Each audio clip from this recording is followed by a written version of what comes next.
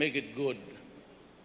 Some, alam mo na, but just the same, this oath of office, I would reduce it in one statement. It simply says that we protect the people and we preserve the Republic of the Philippines, the nation. Yun lang ho. Kasi kanya-kanya tayo.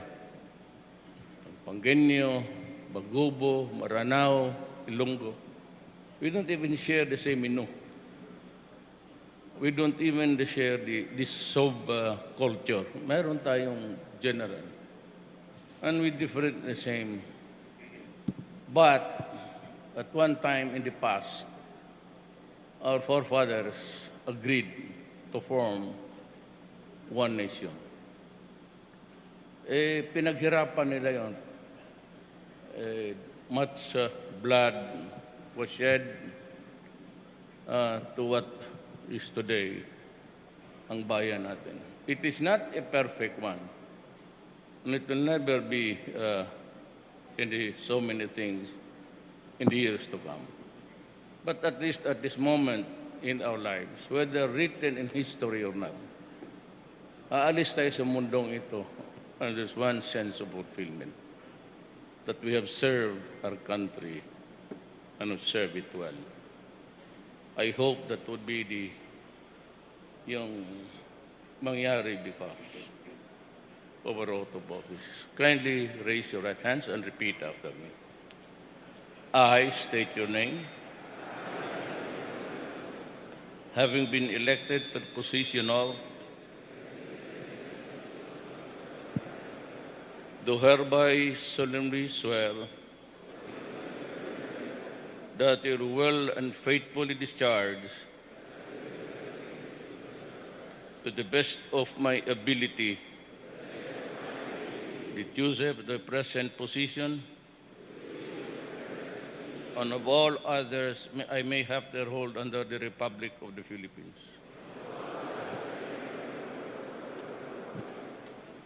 I will support and defend the Constitution of the Philippines. That will bear true faith and allegiance to the same. That will obey the laws, legal orders, and decrees promulgated by the duly constituted authorities of the Republic of the Philippines.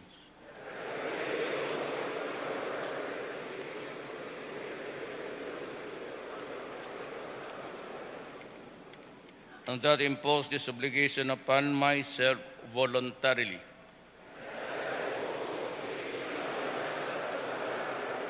Without mental reservation or purpose of evasion. So help me God. Congratulations, ladies and gentlemen.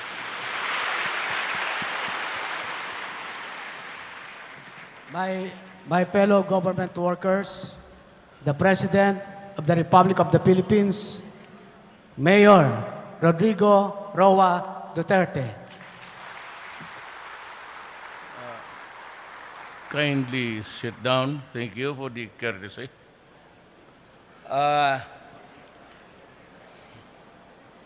Dalawang isip ko was usually, pareho kanina sa Kawit, it was a 2-page speech. At ang layo-layo ko na, hindi ako makapasok sa Cavite because of the weather. Dito, I had to take a plane kasi kung chopper, baka si Robredo ang presidente ninyo bukas.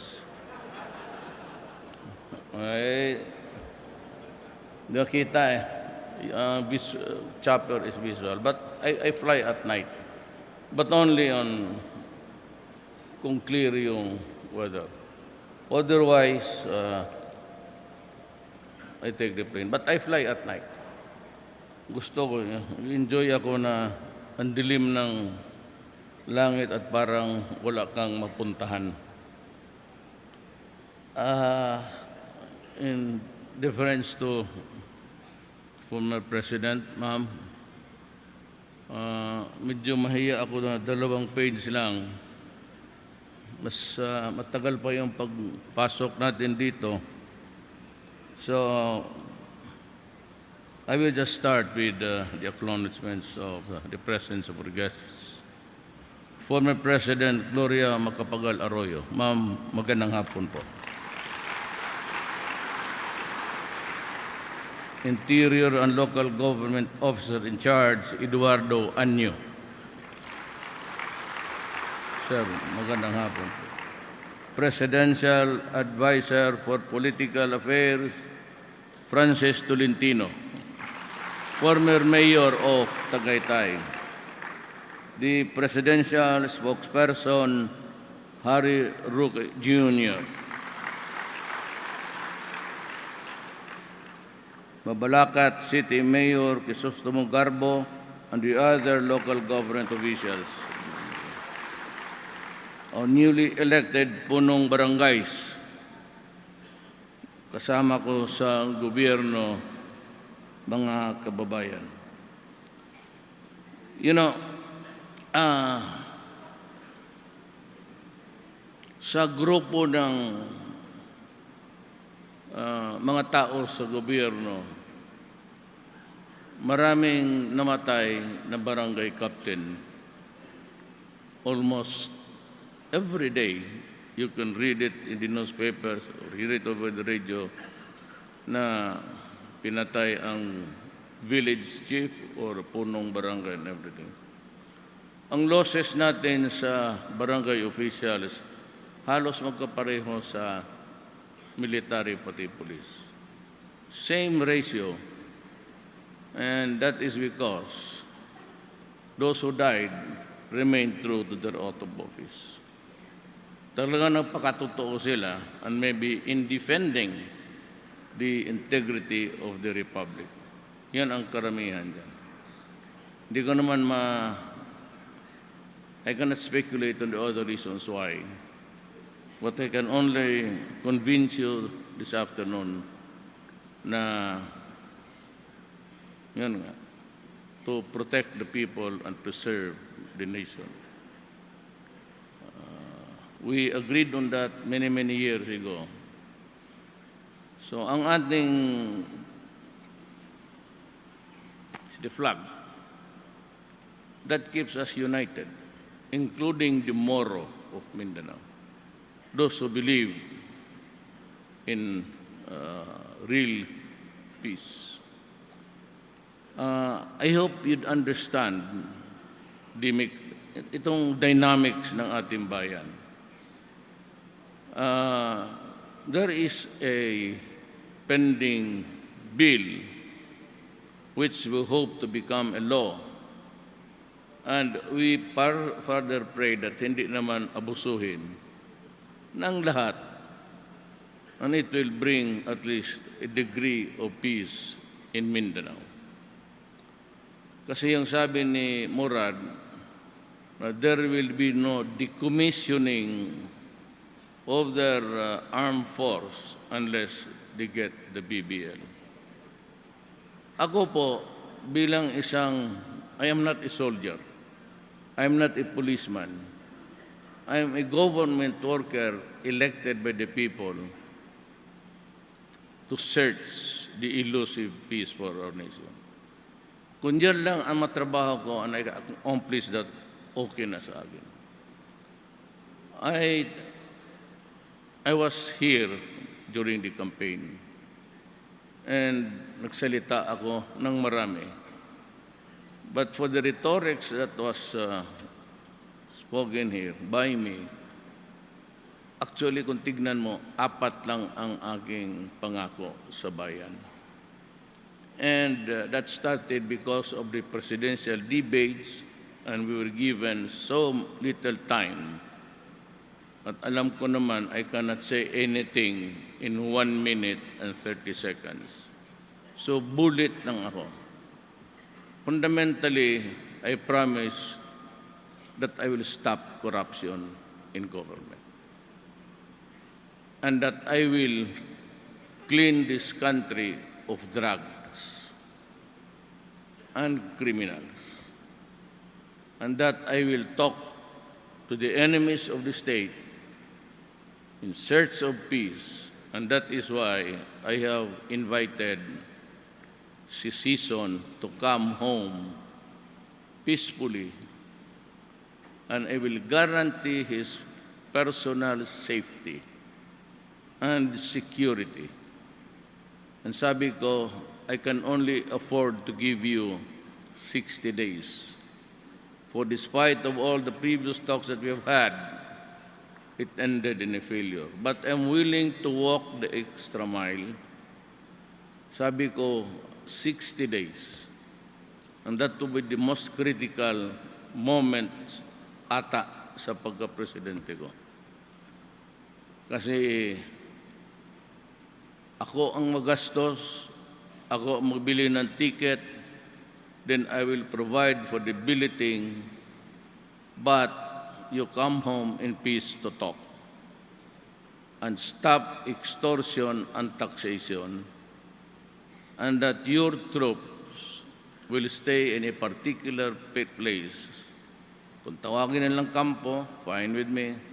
Kung sabihin lang nila security place, okay lang. Or peace zones, okay lang. But that they do not carry firearms outside of that area until the talks are over. Should the peace talks prevail, then we would be lucky. And I would thank God for it. But if not, sabi ko, ako na mismo ang magsama sa kanya sa airport. At I will see to it that he will fly out alive. Pero ang sinabi ko siya, huwag siyang masaktan kasi totoo naman na if it does not succeed, huwag ka nang umuwi dito sa Pilipinas kailanman. Sa higat mad kasi sinabi ko, pag umuwi ka, papatayin talaga kita. And there's nothing wrong in it. Nothing wrong in this statement because he is an enemy of the state. That's why I'm talking to Murad, yung BBL. Then si Nor Miswari. Nor Miswari is, maybe he realizes that at the end of the day, on our sunset days, we need to push for peace. Kasi ipasa mo lang yung violence doon sa anak mo at anak. And we cannot fight forever. I have no business going war against my own people. Yan ang importante dyan eh. Kung sabi ko sa kanila, mag-usap tayo. The violence is one thing that I must avoid at all costs. Sinabi ko sa military, maintindihin ninyo ako, because my job is to keep my country stable and safe. I am not a wartime president. It could never be one. Wala namang gera talaga, but there are a lot of, dito rebellion doon, Mindanao. Pero we are working overtime. That was the fourth promise that I made. I'll talk to the enemies of the state. Itong Mindanao, I'll give you, I am not instilling fear, but this is going to happen. The ISIS has contaminated itong Abu Sayyaf. The rebellion in Mindanao was purely territorial in nature. Sabihin ng mga Moro, nanay ng nanay ko, Maranao eh. Sabihin nila, nauna kami dito. At Islam was ahead by almost 80 years.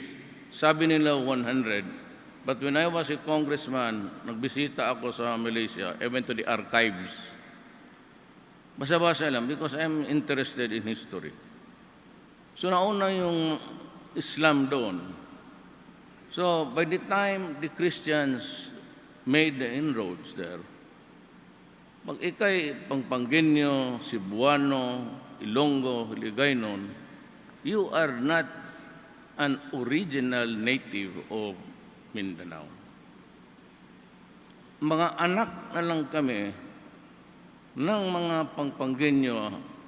I remember very well the family of Dr. Lising Jose. Yun ang kapitbahay ko sa Davao, mga Kapampangan. So kami yung settlers. At itong si Dr. Lising started yung mga fish ponds dito kasi that's dito yun yung naalaman ninyo how to do it. So nauna sila doon. So they now claim that we went there, at least my father, who married a Mindanaoan, then got off so many of the lands. Totoo naman. When the Spaniards came, nung umalis sila, most of the lands were given to the influential, pati yung mga mayaman. When the Americans took over, ganun rin. They divided Mindanao into cadastral lands and instituted the Torrens title system. Along the way, forgetting the originals, and so they are now living in enclaves, yung parang distrito nila, distrito.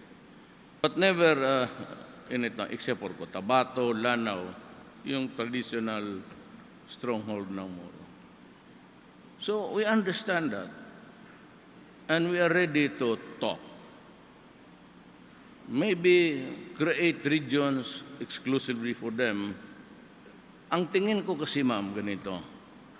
They are so worried about itong Ligwasan Mars. Somebody told them that it far beneath the bowels of the earth is 1 trillion cubic meter of oil.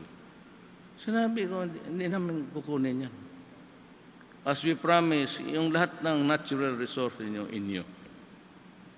But then, in exchange, we have to live together, side by side, in peace. Ako, sabi ko, ayaw ko galawin. Kung kayo ang original dito, at it contains so many, and would make you rich, fine. We have no business. And just like Boracay, we are not claiming it. Allow us to clean the place, then after that, I will give it back to the people. Wala pa kaming interest dyan wala kaming negosyo. Parang ganon.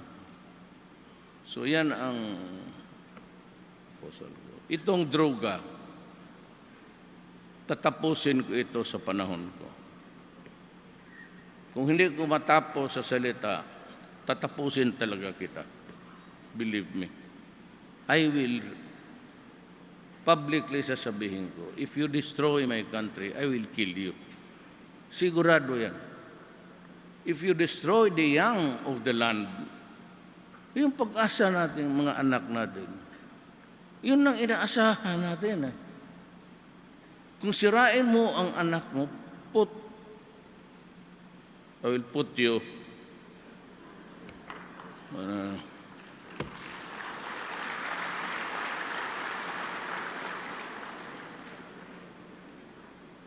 kanina sa Cavite, ganon rin. Pag sabi ko, to place it in a proper perspective. Ewan ko ba kung bakit nasanay rin ako I never shifted my paradigm being mayor to the president. Kakala ko ang makausap ko, yung mga kababayan ko, ganon ako magsalita. Gusto ko magmura ako. Wala ba problema doon sa Davao? Pagdating dito sa Maynila, maraming kuskus. Siyempre, kung magalit ka, patak-patak talaga yung bunganga mo. But it was my style. Ewan ko kung bakit. Kasi lahat kami migrants. Puro squatters kami doon originally. So we made a living along the way. Pagkatapos, nagpaiwan pa rin yung Mga Batanggen niya, so nasanay rin kami nagmakinig doon sa mga gago. Mura ng mura dito. Kaya ngayon, pero libre man yan, wala man yung bayad. Bakit ba maraming maingay itong mga yawa na ito? Kailangan ko talaga putulin yan. Ganito yan eh. Kami ni mga presidente, kung mag-retire kami, more or less, mag-abot ba ng 20 yung pension? Mag-abot. Ako pati si ma'am. Sino sa inyo ang mag-abot ng 20? Kayong mga mayayaman, you will not expect it or wait for it. But how about yung mga trabahante? Ito mga sundalo. Ito lahat. Pagdinig dyan. No? Laborers. Alam mo, pinapaaral natin yung mga anak natin. Hoping na kung tayo na ang may kailangan sa tulong nila, baka pag-aral sila ng tama, may edukasyon, makakuha ng kunting trabaho. And the cycle of life in the Philippines is that we are supported by our parents hanggang makatapos ka, magkaasawa ka. So, in the sunset days of their lives, and it will surely come to us. No doubt about it, it will happen to us. Kung mga anak nila, ganunin mo, you feed them with drugs, kakatok, tapos ikaw pension lang. How much? Ordinary in government. Yung office section, wala. Palagay na natin si Bato. It was bruited to be a huge amount of 14. You retire, kayong mga pulis, you retire at the age of 56. 56, you get about 14 million. Diyan mo nakunin ang pagkain mo araw-araw sa gastos. At the age of 56, yung mga anak nito, mga sundalo na to, yung iba nasa college pa. How do you intend to survive? Who will buy the antibiotics? They're quite expensive. Ayaw naman bumala ng tao ng generic. Sino magtakbo doon sa magbili ng oxygen? Sino magbayad sa ospital? Sinong susubo ng lugaw? Anak mo. Magiging inutil ka talaga, yung palakad-lakad na. Mabutit na lang kung maawa ang Diyos, you are cut off early, gaya ni Roylo. Magkasama kami sa 11th Congress noon. So he's just 71. Ako 73. And walang bisyo yung tao na yun. Well, I really do not know, but hindi yata umiinom yun. Yung clean living. Wala akong nabalitaang babae. Yung dito, maraming mayor, sige inom. Sige sigarilyo. Tapos hanggang ngayon, buhay pa. Tingnan mo si Aguirre, Ang ganda ng katawan. Nakilala ito si mayor sa motor. I have toured this country sa big bike. Twice. Inikot ko itong Pilipinas. Doon sa dulo, pabalik. It was only when I saw my country, the whole length and breadth of it, na in love ako talaga sa Pilipino. Kaganda ng bayan natin. I was mayor then. I was mayor for 23 years. Ed, ilang taong ka na ba? Tagal ka na rin, Tingin mo ata na pagbigyan mo yung iba? Ayaw mo? Si Ed, pareho kami ng eskwelahan niya. Bit Aguirre. So yan, hindi ako atras dyan sa droga na yan. Talagang tatapusin kita. Ngayon ng mga OFW, they suffer abuse. Sinisikmura nila yan. Pagkain, tapos kung ano na lang. That's why I am happy. I'm going to travel to Kuwait to thank them. Kasi practically gave in to my demands. Sabi ko, 1 day off, no confiscation of passports and cell phones, no body contact. And they would be allowed to use their own mga recipe, makaluto sila ng sarili. Iba yung pagkain mo, iba yung pagkain ko. And I got all that I wanted. So out of gratitude, magpasalamat lang ako doon. After all, they are also human beings, I found out. But I was a bit harsh, very harsh during the early days. At pinalagpas lang nila yung mga mura ko. So, I will go there. Ngayon, yung mga nandiyo, they keep on sending money, believing that yung abuso, sinisikmura nila yan. Mga anak na dito, the remittances, ito namang mga gago, pag nalaman nila itong bata na ito has a steady supply of cash on hand, dinikit, may tawag dyan sa Bisaya, pero bastos, yung ginalugod mo hanggang bibigay yung tao. Ngayon tao working there for 5 years, believing that sa anak nila, makita nila ang produkto ng pagod nila, pati paghirap. Pagdating dito, sabog pala, ang mga babae nagkalat. You know, pareho man tayo na trabaho. We look after the welfare of the Filipino. Yung pamilya. A family that loses the presence of the father,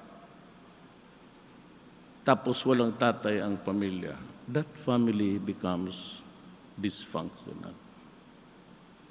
Pag ang pamilya na wala ang tatay pati nanay, at yung mga anak iwan lang sa tiyahin, sa mga kapatid, sa lolo't lola, that family is totally dysfunctional.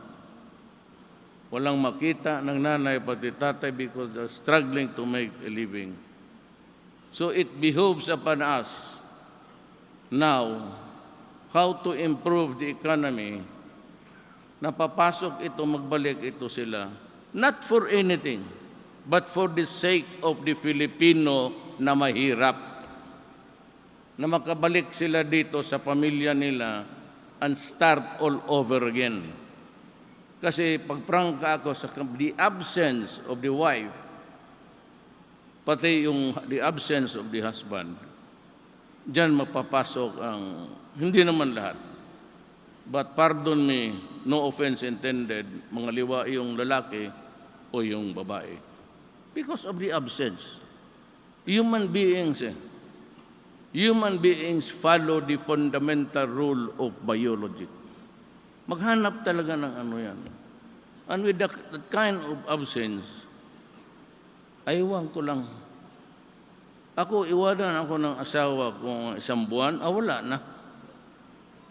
May pampalit na ako. Abuti ng 1 buwan. Kaya ako mainit dyan sa droga. Tulungan ninyo ako. At please lang, mga kaibigan ko, wag na wag kayong pumasok dyan. It's either your life or you get the money. I'm not attributing to it. Pero lahat na ganito, sinasabi ko talaga, lalo na sa Mindanao, maraming pumasok yan. Wag na wag, kasi pag abot ng panahon, magkita tayo ng isang kanto. Mamili ka. Hindi talaga ako papayag. Not during my watch. Wag sa panahon ko, kasi hindi ko talaga gusto. Ihirit talaga ako ng ihirit. Hindi na bali ng human rights. Because when the day is done, tapos babagsak ang bayan ko, yung mga walang maitulong yan. And it's so vicious. It's so, ang mga human rights, tingnan lang nila always. There are the thousands that were killed by Duterte. O di sige. Ako man kaya yan. I do not argue. Ako, ganon? Totoo yan. Pero wala na isamok. Bisaya, wala nang kutso-kutso. Ako. Tama yan. Pero baliktarin mo. Pag baliktad mo, isang nanay na bulag, ang asawa, pakialaman pa yung 14 years old, pati 1 years old. Kung ikaw ang presidente, maliligaya ka? Kaya ako pag ginawa mo yan, rape ka ng bata, pati patayin mo, ay, sus. Huwag mo na akong bulahin. Tapon mo sa dagat yan. Yung human rights, sige na yan siya. Ayun, wala na sa likod, no? Ito, admitted ni Duterte na between my country, sabi ko nga, I will destroy you too. Do not ever do that. So, let me be very clear on this.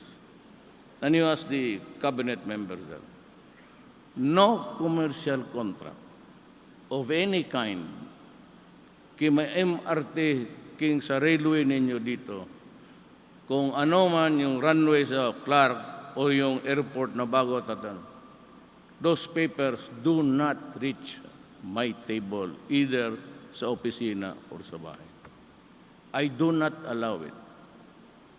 Kaya si Lavins, sa Aguirre noon, it begins and ends sa opisina mo. Huwag kang pumunta sa akin na about anong gawin ko nito. Kaya kita kinuha eh. Ayaw ko. Appointments, policies, minsan si Sunny about banking, ito ngayon sa inflation, so we're trying to not really solve, explain to the people how it will. Alam mo, simple lang ang Pilipinas, hindi masyado. Sabi nila, we used to be second to Japan. Madaling sabihin yan eh. Well, but along the way, sabi nila, we deteriorated in our governance. Ngayon, second to the last tayo sa Bangladesh. Now, kindly remember, pag-isipan mo muna rin mabuti bago mo tapak-tapakan yung bayan mo. That right after the Second World War, kakaanak lang natin,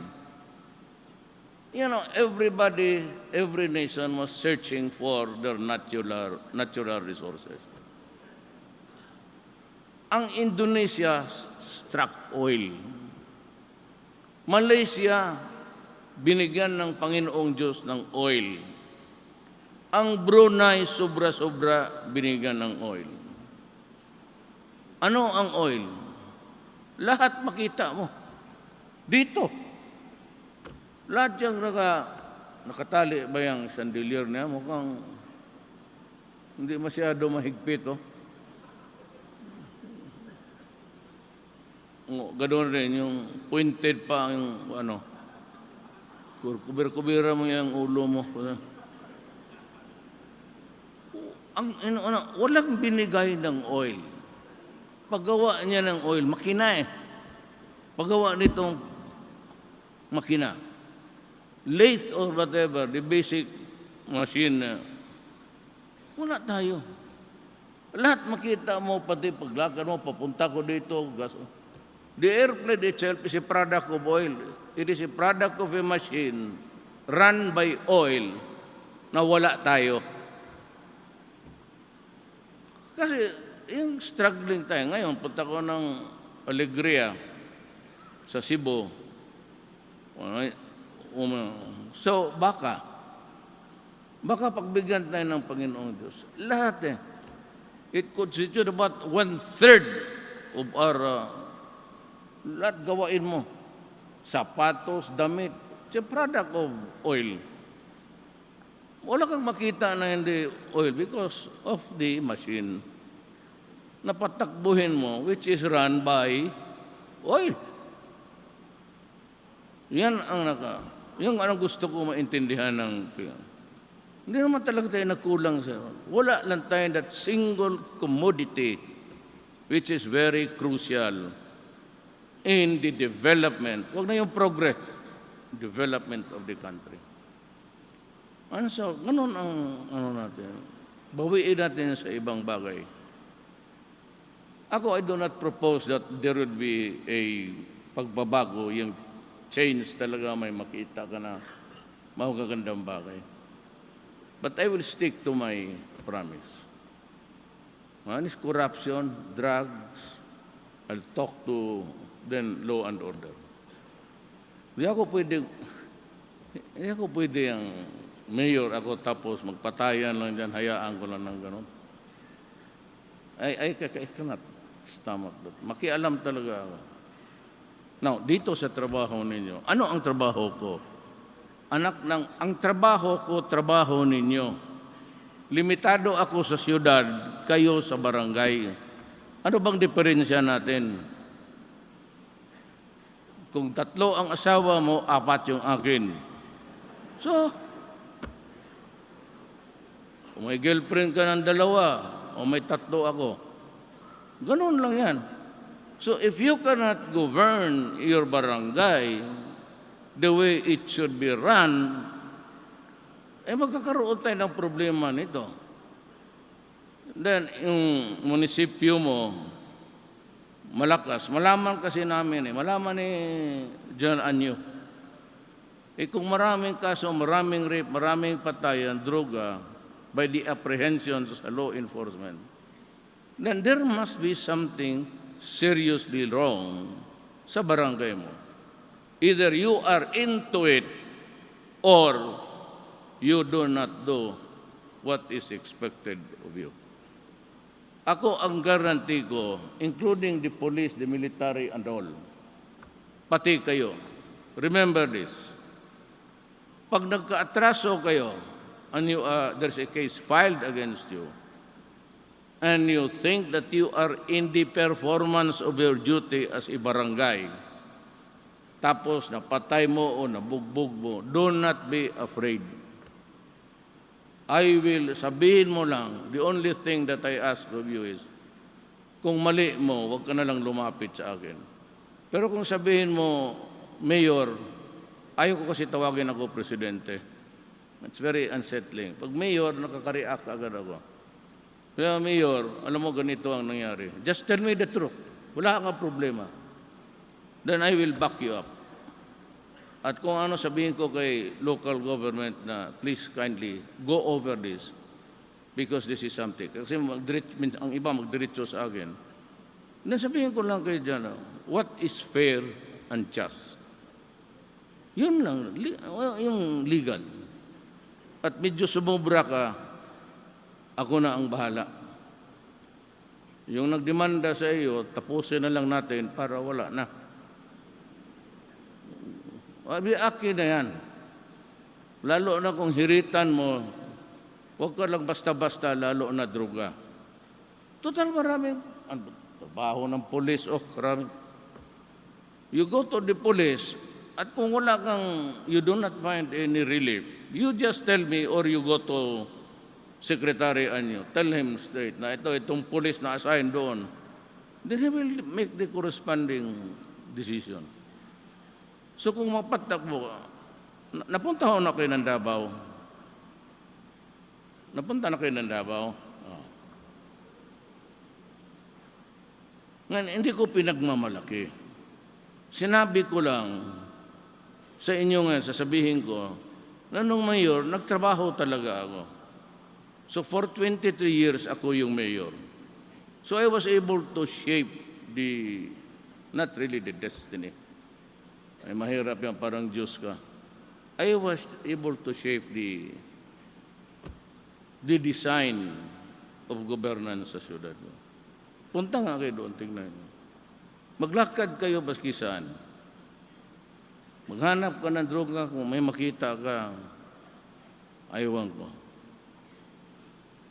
Maglakad ka ng gabi, kaya lang sarado doon. At 1 o'clock, sinadya ko talaga yan. Kasi ako, sabi ng asawa ko, alas 12, mag-uwi na daw ako. Sabi ko, paano yung iba? Bakit sila nag-inuman pa? Ako hindi makalakad-lakad. Sabi ng asawa ko ito. Sabi ng anak ko, my daughter sleeps with me. Yan si Veronica. Hindi natutulog sa nanay niya. So, mapipilitan ako mag-uwi. Kasi yung bata ayaw magtulog. With dalaga na yung ngayon, hanggang ngayon, iniipit ako. So, ang ginawa ko, kung hindi ako makalakad ng alas 12, alauna, tayong lahat, idadamay ko. Alauna, sarado na. Wala na akong inggit. Sabi ng doktor, kung hindi ka maghinto ng sigarilyo, mamamatay ka. Ganun. So, paano, Dok? Sa labas mo, ewan ko, basta kung ikaw, kung hindi ka maghinto ng sigarilyo, patay ka. Ganon. Anong stage na, Dok?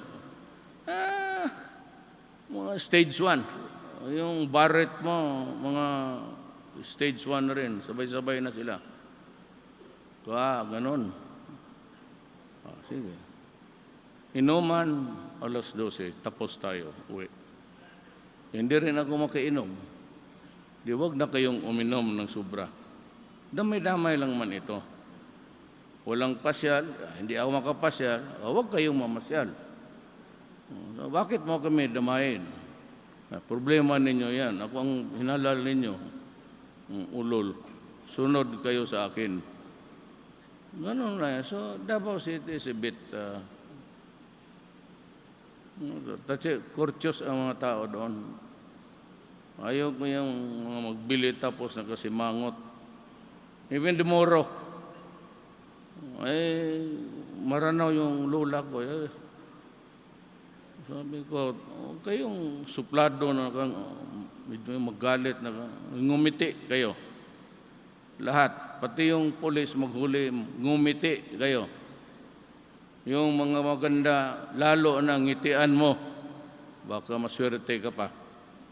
Maraming magaganda sa Davao. Kayong mga bata, kayong mga barangay captain na dito, approximately in this crowd, mga 1/3 dito, hindi ako nagbibiro, nagpapatawa. 1/3 dito may mga asawa to. May mga may pangalawang asawa to. Sigurado ako. Hindi ako nagpapatawa. Sigurado yan, may babae yan. See? Sabi ko sa inyo wala mang iba, walang lusot, ipakpak na lang. Ito yan. At least 1/3 of you guys I know. Mayroon yan kayong maniwala kayo. Basta maglabas yan gabi-gabi tapos sabihin magpatrolya sa babae. Huwag ka maniwala, magpatrolya yan. Lalo na kung kita mo tamad, tapos bigla na lang, basta babae, magbihis yan. Pasundan mo. Mahuli mo yan. Dito yung kayo nagpakpak, guilty itong mayawa na ito. Kayo yan. Ilan kayong may babae? Ayaw ba? Kunwari, sige na.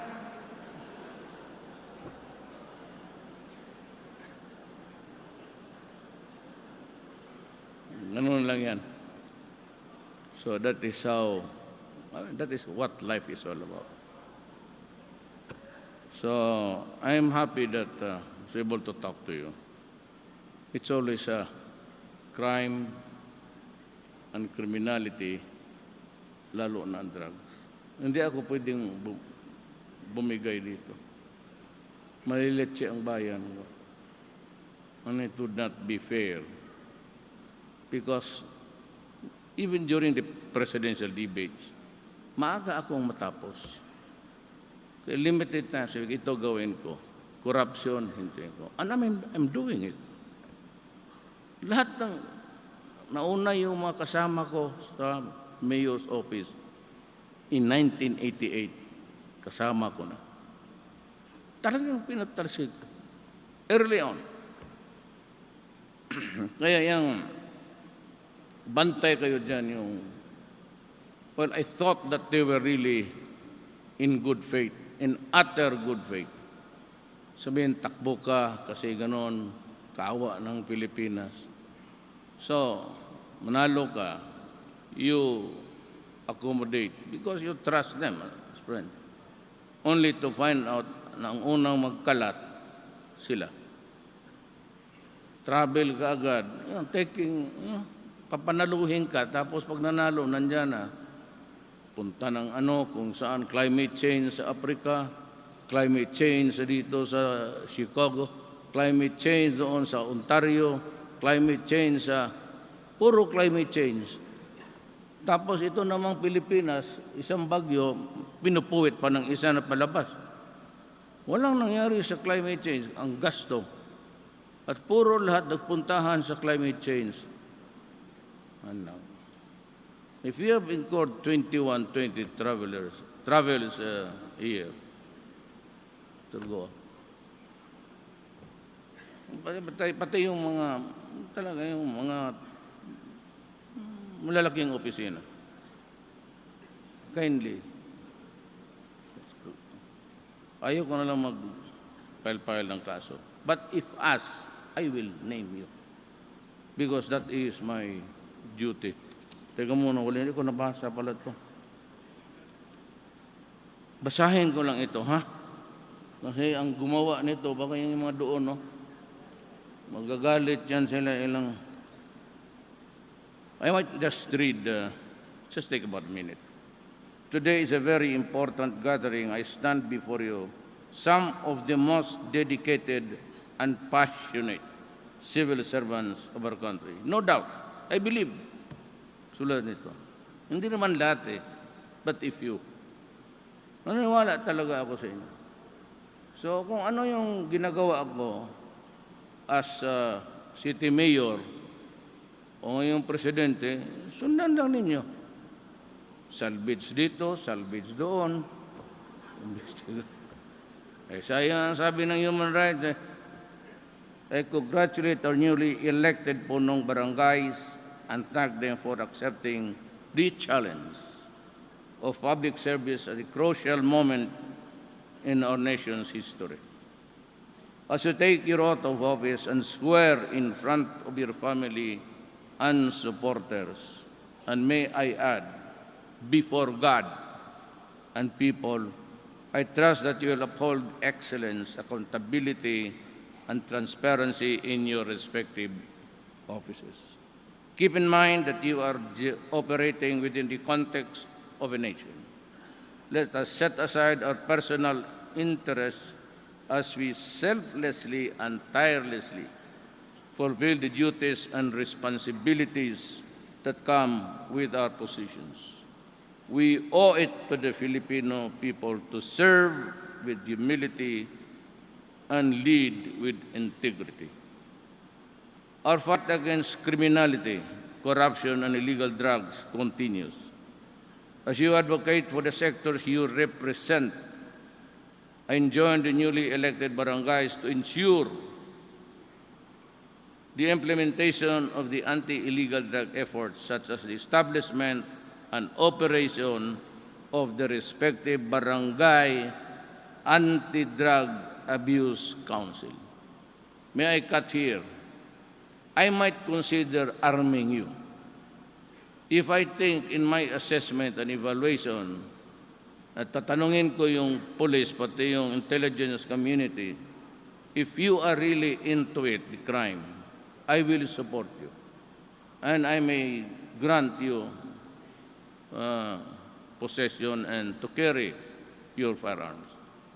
Pag nakita ko na talagang lumalaban ka, you do not only have the Philippine National Police, the military, but me and the Secretary will see you through.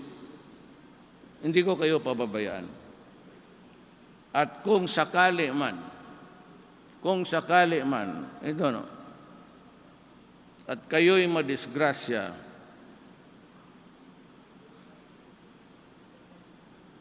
magtatanong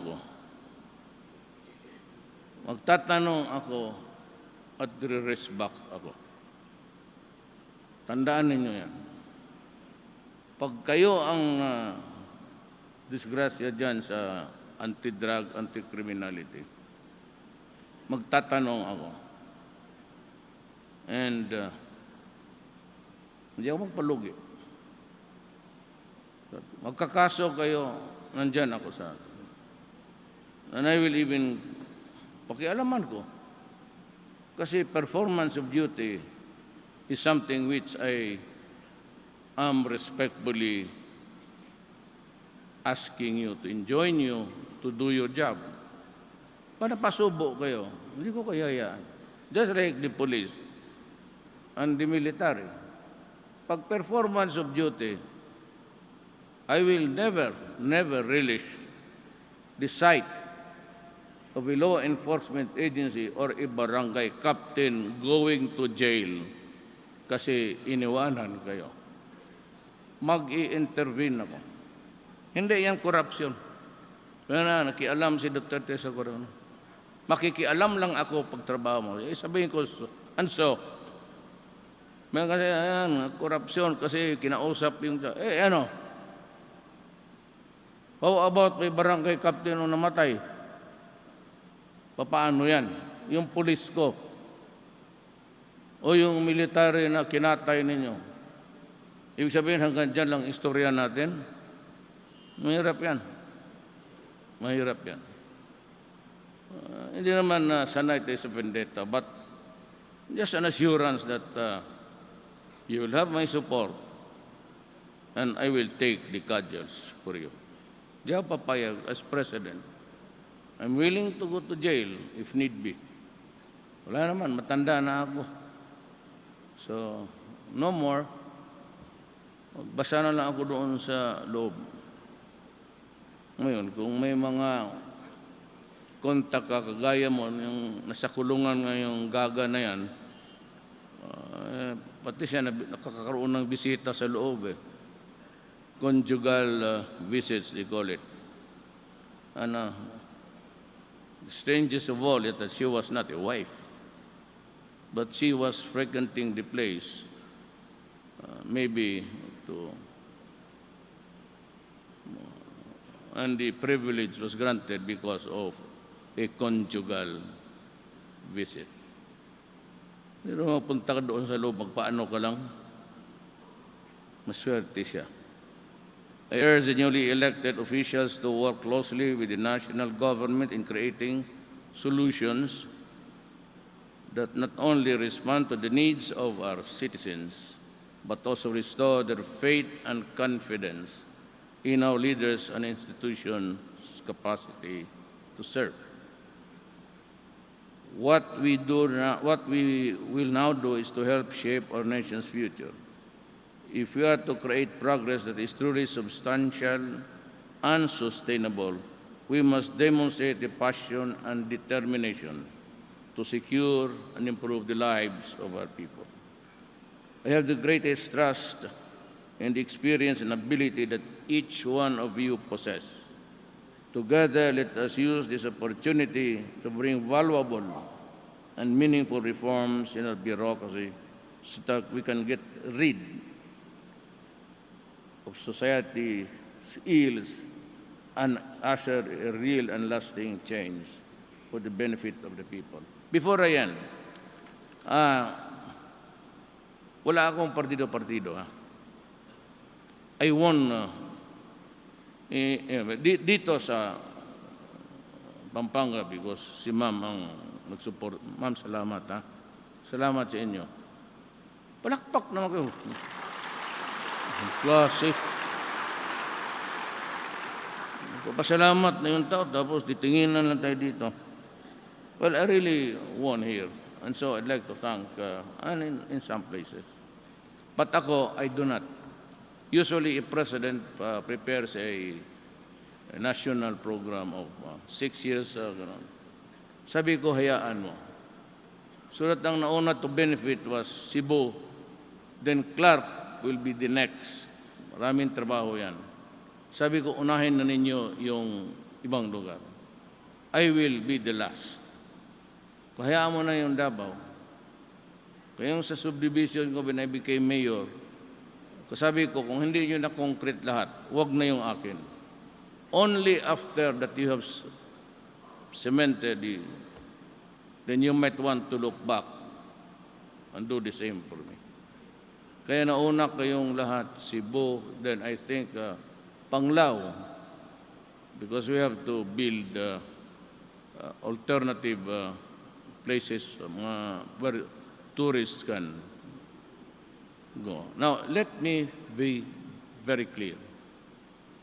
Allow Anyo and Simato to clean Boracay. Do not intervene there. Kasi we are in the process of just cleaning the city. After it is cleaned, and there's hygiene improvements, ibabalik ko yun sa tao. At masiguro ninyo, yung ibabalik ko doon mismo sa mga may-ari na totoo. I will not give it to the big business kasi Boracay can only take so much waste. Even with an improved sewer or sewerage, whatever, because of the volume. Ngayon, yung likod niyan, sinabi ko, ilan reform ko. Sinabi ko sa cabinet kagabi, si John Anyo, Tolentino was there, Roque was there. Sinabi ko, bakit, anong napasok ni Duterte sa ulo? Well, ang Boracay remains to be a place where everybody would covet because there is the rich tourist. Sabi ko, I will leave it to Congress to create a strip. Diyan, it could be from the lowest high tide, low tide. Magbilang sila ng, and they might want to consider it as a commercial area. Because President Arroyo and I never signed any proclamation to change the whole thing. It remains to be forestal pati agriculture. Kung ayaw ni ma'am, ayaw ko rin. Gaya-gaya po tumaya. Pero sabi ko, eventually, because of money, bibigayan. Lalo na kung wala na kami, bibigayan. Ibigay ko na ngayon sa mga natives doon by way of land reform. Alam mo bakit? Pagdating ng panahon, they will eat up barangay at mag-establish yan ng mga resorts dyan. But, Boracay can only take so much. It's just a small strip. So, ibigay ko doon sa mga natives. So, by the time na magnegosyo na and the big business would go in, hawak na nila ang titulo at pwede na nilang ipagbili. Ang consolation ko is makahawak sila ng pera ng malaki. Ganon. Kaya yung land reform sa Mindanao failed. Why? Because eventually they sell it back. Pinagbibilian nila. Sabi na, wala, Mayor, ang land reform is inutil, never succeeded. Well, one is kung wala kang kapital, wala kang pang-abono, wala lahat, and government is not ready there all the time, it will really fail. I mean, the enterprise of agriculture. But what's our happiness? At least yung binigyan ng pera, binili yung lupa, and they sold the land, 300, 400, 1 million. Yung mga laborers noon, at least nakahawak sila, even for a brief moment in time. Meron silang tag 500, 1 million, o 800,000. Para sa akin, tabla na. At least, nakatikim lahat. Yun ang gusto kong mangyari. That is why land reform ko yun. Not really to benefit anybody, except the people there. Bigay ko sa kanila. Inyo yan yung mga mangyan. Inyo yan. Balang araw, ipagwili ninyo, maybe your daughter and sons will reap at least kunting pera, makatikim kayo. I said, even for a moment. Hindi naman magtatagal yan. But that is the way how I think about things. Yun lang po kasi I have to go back. I still have, pati si ma'am, meron niyang, you want to fly with me? May bakante, ma'am. Diretso na tayo sa yes. I'll have somebody na i-drive ka. There are about, marami pang puan. Hinulog ko na lahat yung iba. Papunta dito. I'd like to invite you to ride with me back. So mga barangay captains, all you have to do is to be true. At least once in a lifetime, nakasilbi ka. It's not a great honor, not really no big deal. But you go for the sense of fulfillment. Nabago mo yung barangay mo. Never mind about yung mga criminals. You just let us know. Total, nandiyan kami. Ako na ang bahala. And I will see to it that hindi ako papayag na tayo rin ang tabla-tabla tayo dito. I will not. Basta na lang ayaw ko magpa-api-api dyan sa mga hindi man ako pwede magbara kasi sabihin ko na lang maraming salamat po.